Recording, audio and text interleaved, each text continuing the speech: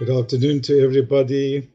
We're starting off Sefer Shemot, and I'd like to explain a well-known minhag that we do on Shavuot, and to give it a totally different explanation on the basis of something that is written in and described in the Parsha Shavuot of Parshat Shemot. We all know that on Shavuot there's a minhag that, what we do is we decorate, so to speak, the shull. What we do is we bring in all sorts of plants and trees, and there's a twofold reason for this minhag.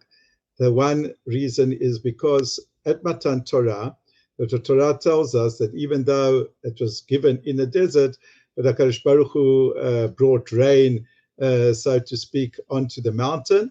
And because there was that rain, so there was a lot of crops, a lot of grass. And to remember that miracle that when the Torah was given, round Mount Sinai, there was a little bit of, there was grass, etc. So what we do is we bring into the shull all those types of plants, etc.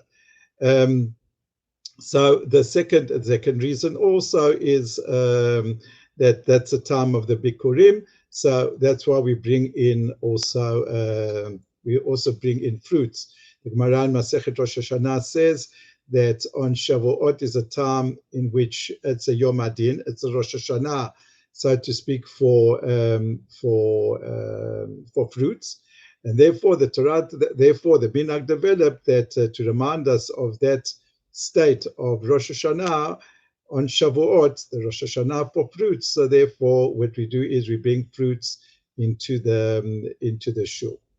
But I saw a fascinating explanation this year, another explanation which explains to us why is it that we bring on Shavuot, why is it that we bring these, why do we bring the crops, the plants, etc. So it says that actually the Torah tells us, or let's start off from what we know from tradition. The Torah tells us, the tradition tells us that Moshe Rabbeinu was born on the 7th of Adar. The Torah now tells us that his mother hid him away for 3 months. So let's work it out. He was born on Zayin Adar. The next month is Zayin Nisan, that's 1 month. Right? The next month is Zayin Iyar, that's the second month, and the third month is Zayin Sivan.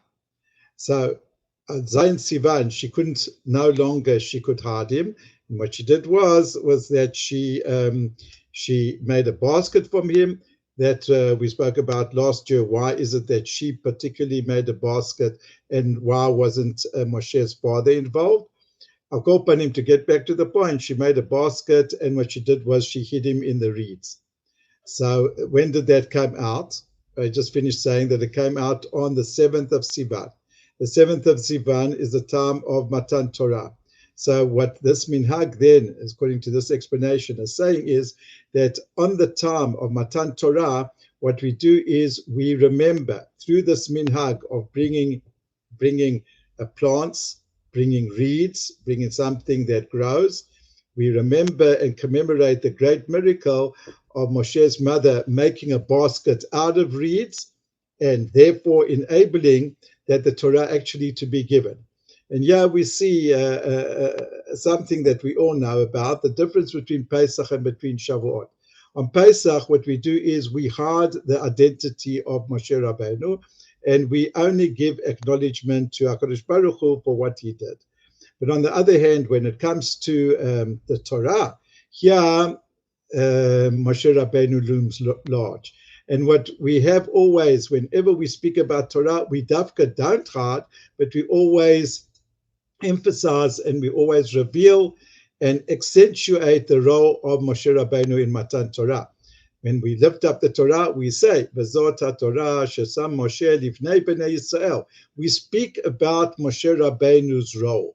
And the Rambam says, Be'emet, that without Moshe Rabbeinu, the Torah couldn't have been given, and therefore Moshe Rabbeinu was a special person who was made exclusively with a very limited amount of freedom of choice, so that he could be the one who's giving the Torah. And all this as we commemorate on Shavuot. We remember by bringing plants into the shull. We remember that at Har Sinai there were plants, and also we remember that the person who gave the Torah, in other words, the link between Hashem and the Jewish people was Moshe Rabbeinu. He also, on that day, he was saved by his mother in a basket which was made out of plants. So in short, what we're doing is on Shavuot, there's all these reasons for this minhag. And what we said is we're emphasizing the role of Moshe Rabbeinu. And also it's fascinating that this minhag is used in order to accentuate and to remind ourselves of the great miracle of the saving of Moshe. Shabbat Shalom Lekula.